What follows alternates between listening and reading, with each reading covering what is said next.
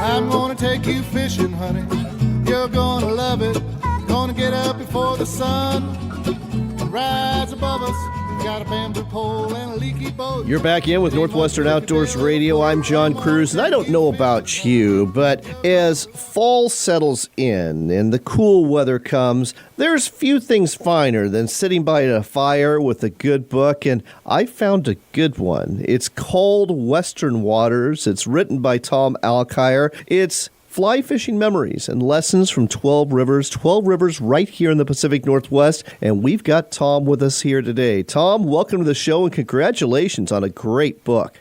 Thank you very much, John. So let's start off with the elevator speech. When people ask you about Western Waters and what the book's all about, what do you tell them? Well, I tell them that the book is about a dozen wonderful Western fishing rivers. There are, of course, hundreds of great Western fly fishing rivers, but we would need a dozen lifetimes to get to know them all. The rivers included in my book are all places that I have been to and fished their waters. Some of those rivers are well known and others are not so well known. Some are primarily trout waters. Some are steelhead waters. In addition to the fishing adventures in the book looks at the rivers themselves, the geography, the early explorers who discovered the rivers, and some of the modern-day alterations on those rivers. Anyway, half of the rivers in the book are from rivers in the Columbia Basin, a huge area the size of France. Other areas include our coastal rivers, some Northern California rivers, and a few rivers in the Rockies.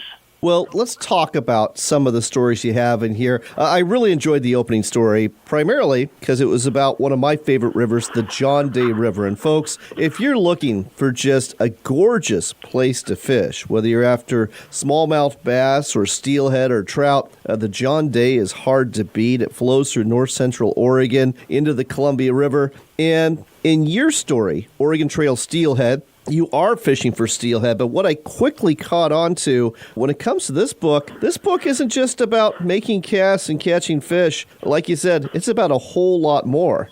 Well, that's very true, John. It's about the rivers themselves, the geography of them, the geology of them, the early explorers. I like to do a lot of history research, and it's just fascinating, some of the early explorers. I want to talk about that, Tom, because that's something that really jumped out at me. The John Day River, I never had any idea what the origin of the name was.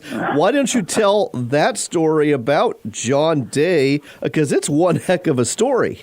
That's right, John. It was a heck of a story. John Day was a trapper back in the early 1800s, and he went along for the Astoria expedition back in about, 1810, 1811, I can't remember now. And he went overland from St. Louis all the way through the Snake River area, and he got lost with some others, and he got sick, and eventually ended up in the Blue Mountains, and he almost died, and finally went down to the Columbia, and he got robbed by some hostile Indians, and ended up without any clothes, without any equipment, him and a friend of his, and they walked back to a more friendly village, and all of a sudden the Astoria group came along in their canoes and rescued him. So that's quite a story, and so that was his name, John Day.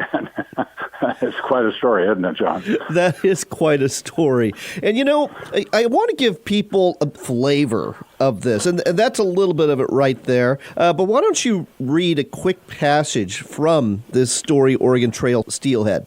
Sure enough, John. As I coaxed the fly closer into the sweet spot, I tightened up. Even though I was fishing, and fishing is supposed to be relaxing, still, I was tense. I had been relaxed earlier. The inviting blue-green color of the water, its white chop over the slick rocks, the darkness of its pools, the banks thick with willows and grasses, the bright autumnal sky. But now I was tight as a drum, yearning, hoping that I would connect with something wild.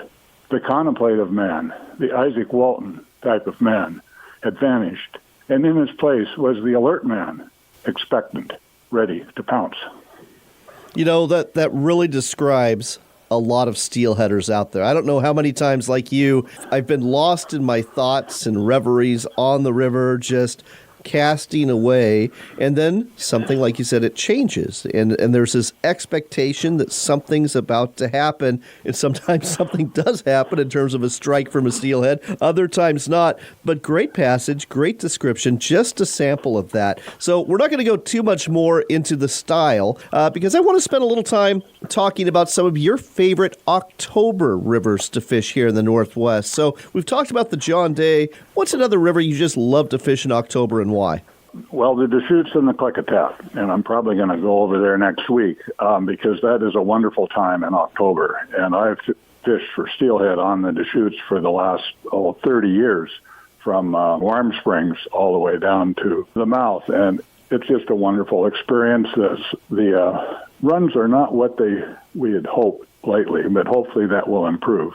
And I've just enjoyed that river a lot. I've also been on the Klickitat on the Washington side, and that's a smaller river, but both are beautiful fly fishing summer run steelhead. They really are. And for what it's worth, folks, I've gotten some intel that despite the really bad steelhead run we've had this year, that those are probably the two rivers to go to, the Deschutes and the Klickitat, if you are after a steelhead. And, you know, the Click, as people call it, the thing I love about that river is all the oak savanna. It's really the only place here in the Northwest where you really get to fish under those canopies of oak trees that you just don't anywhere else.